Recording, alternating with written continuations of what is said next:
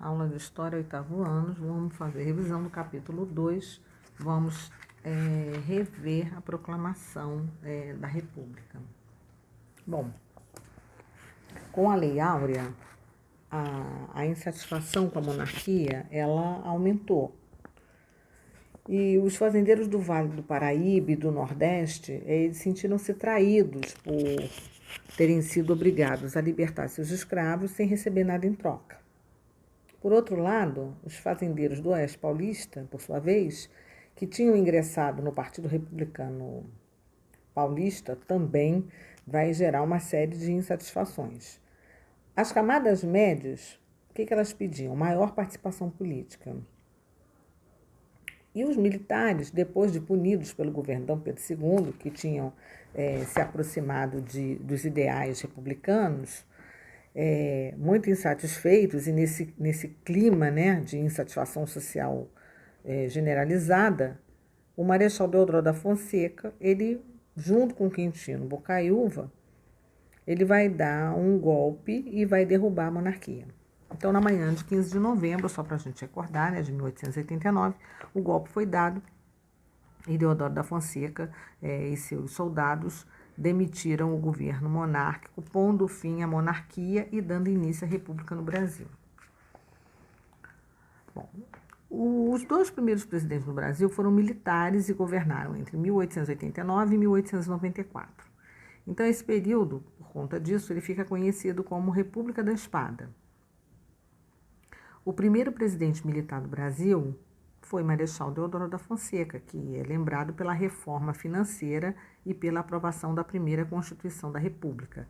E nós vamos dar um destaque agora para esses assuntos. Com o objetivo de expandir o crédito e incentivar a industrialização do Brasil, o então ministro da Fazenda, Rui Barbosa, ele autoriza os bancos, 4 bancos especificamente, a emitirem dinheiro para conceder empréstimos àqueles que desejassem abrir uma empresa. Bom, essa reforma, ela foi assim um fracasso, ela não teve o sucesso esperado. Por quê? Muitos usavam o dinheiro emprestado pelo governo para fundar as empresas, só que essas empresas eram fantasmas, ou seja, só existiam no papel. E, em seguida, mandavam imprimir ações dessas falsas empresas e vendiam-nas, né, na Bolsa de Valores, que ia passando de mão em mão, essas ações subiam de preço e enriquecia, né, quem praticava essa especulação. Agora, vamos entender primeiro o que seria a Bolsa de Valores, né? Bolsa de Valores, local onde são negociados determinados papéis com valor monetário de empresas e também do governo. Sendo que os papéis do governo, eles são chamados de títulos, e essa nomenclatura é até hoje. E das empresas privadas são chamadas de ações. Bom, no entanto, né, quando os acionistas percebiam que tinham investido assim, em empresas fantasmas, corriam para vender, né, as ações. E aí descobriam, né, que o que elas tinham nas mãos, na verdade, era um maço de papel, sem nenhum valor. Resultado, o que vai acontecer? Os preços das ações despencaram, os pequenos investidores perderam seu dinheiro para os especuladores e muitas empresas ou firmas antigas faliram. O aumento do dinheiro em circulação sem um crescimento proporcional da produção de mercadorias provocou também uma alta generalizada de preços que nós conhecidamente chamamos de inflação. Como nós falamos inicialmente, no governo de Deodoro da Fonseca, e tem esses dados elencados na apostila de vocês, né, fala da reforma, né, e da crise financeira e também sobre a primeira Constituição da República, que é o que nós vamos ver as transformações que essa primeira Constituição republicana ela vai trazer, né? Ela foi aprovada pela Assembleia Constituinte em 1891 e ela tem algumas características específicas, as quais nós vamos estudar agora. Vamos rever, né? O federalismo, né, que é o princípio segundo o qual os estados são formados, ou seja, eram as antigas províncias, e esses estados passaram a ter grande autonomia, porque cada estado passa, a partir da Constituição, a partir da proclamação da República, a poder contrair empréstimos no exterior, ter forças militares próprias, criar e cobrar impostos, eleger o seu governador e elaborar suas próprias leis. Então, o Brasil passa a ser a República Federativa presidencialista, baseada nos 3 poderes que nós já estudamos, executivo, legislativo e judiciário. Além disso, a Igreja Católica ela vai ser separada do Estado e os brasileiros passaram a ter liberdade de culto, ou seja, além dessas medidas, né, do Brasil tornar-se laico, sem uma religião oficial, ele também vai criar os documentos oficiais, que são registro civil para nascimento, casamento e óbito, marca importante. E o voto universal masculino também vai ser criado a partir de então, ou seja, só os homens maiores de 21 anos, brasileiros e alfabetizados, tinham direito a voto. Já os soldados e religiosos do clero regular, como baixa patente, monges, frades, mesmo os brasileiros e maiores de 21 anos, não podiam votar. Então, no Brasil, essa primeira eleição para presidente ela foi indireta. Deodoro da Fonseca foi eleito com uma vantagem de apenas 32 votos sobre o seu adversário. E já o vice-presidente Floriano Peixoto era da chapa da oposição e vence seu adversário com uma diferença de 96 votos. Bom, eleito Deodoro da Fonseca, ele vai formar seu ministério, né, com pessoas de diferentes tendências republicanas. O Ministério da Guerra ele é entregue a Benjamin Constant, que era também um militar positivista. O Ministério das Relações Exteriores a Quintino Bocaiúva e o Ministério da Fazenda a Rui Barbosa. Então, durante seu governo, ele teve muitas dificuldades de enfrentar uma oposição de muitos parlamentares e que o responsabilizavam pelo encilhamento, né, que foi criado pela incompetência administrativa de Bocaiúva, né? E o que Deodoro vai fazer? Deixa eu lembrar aqui, gente. Ele reage, sim, de modo autoritário, mandando fechar o Congresso em 1891. Diante disso, a gente vai ter a primeira revolta da Armada, que vai ser uma ameaça da Marinha em bombardear o Rio de Janeiro. Nós vamos dar continuidade num próximo vídeo. Vamos falar sobre o governo de Floriano Peixoto. Aula de História, revisão do capítulo 2, Proclamação da República. Agora nós vamos dar uma ênfase ao governo de Floriano Peixoto. Então, vamos entender. Floriano, ele reabriu o Congresso e formou seu ministério com alguns representantes dos cafeicultores paulistas. Durante seu governo, ele vai reduzir os aluguéis, ele tabelou o preço de alguns alimentos como carne, feijão, pão, batata. E com essas medidas, ele vai o quê? Conquistar grande popularidade.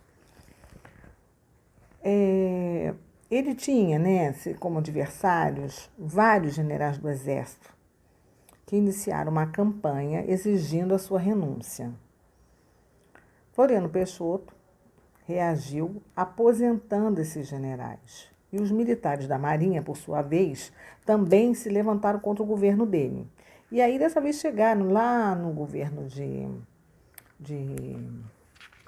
nós vimos na aula passada, de Deodoro da Fonseca, houve uma ameaça, né, com a primeira revolta da Armada. Já no governo de Floriano Peixoto, de fato, criam a segunda revolta da Armada em 1893, bombardeiam o Rio de Janeiro com tiros de canhão para exigir a renúncia do presidente, tanto que esse episódio fica conhecido como a segunda revolta da Armada. Floriano, entretanto, ele consegue dinheiro com cafeicultores paulistas, comprou navios no exterior e, com o apoio dos soldados do Exército, ele venceu a revolta que era liderada pela Marinha.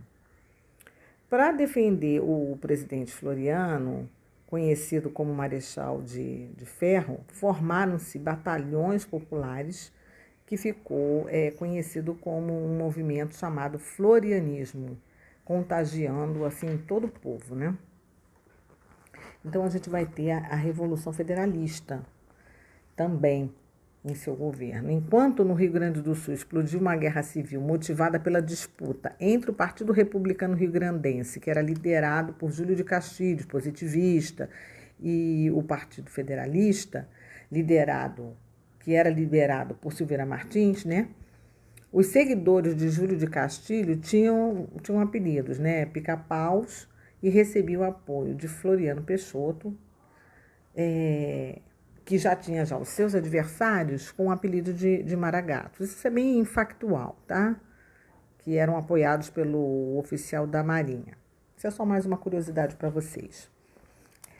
Essa guerra civil atingiu também, né, a Revolução Federalista. Ela vai atingir também os estados de Santa Catarina e Paraná, causa a morte de milhares de pessoas e só vai terminar em 1895. O que mais que eu posso destacar de importante para vocês do governo de Floriano? Ele deixa a presidência, né? Quando ele deixa, seus opositores tinham sido vencidos e um modelo autoritário e excludente da República se impunha ao país. Então, essa é uma característica assim, marcante do governo de Floriano Peixoto. Na apostila de vocês, na página 11, tem elencado esses tópicos, dando assim, uma descrição, né? Um período em que o Brasil foi governado por marechais, já falamos, denominado também República dos Marechais. Então, eu sugiro que vocês façam uma releitura de todo esse capítulo para que vocês possam reforçar o entendimento. Na página 12 tem uma descrição de Rodrigues Alves, né, do governo dele, de Afonso Pena, e tem alguns pontos destacados no governo de Rodrigues Alves, porque ele nomeia Pereira Passos para fazer saneamento e reforma urbana na cidade do Rio de Janeiro, isso é um grande destaque. Oswaldo Cruz, né, que vai combater a febre amarela, a doença conseguiu ser extinta, né.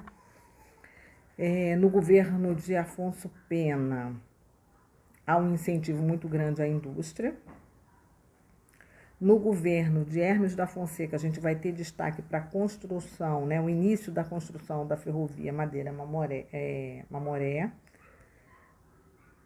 No governo de Venceslau Braz, já de 1914 a 18, a promulgação do primeiro Código Civil Brasileiro também foi muito importante.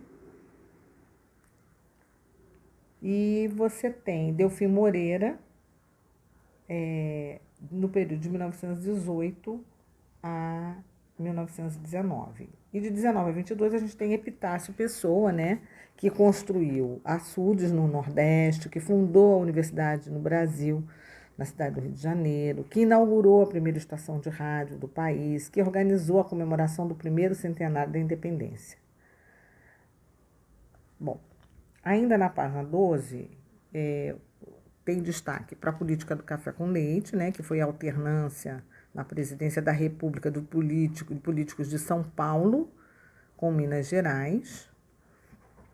E a gente tem o conceito aí de oligarquia, que é o governo formado por um grupo restrito de pessoas que possuem os mesmos objetivos e que se empenham por se perpetuar no poder, impedindo, né, a alternância por meios autoritários, antidemocráticos e muitas vezes até democráticos.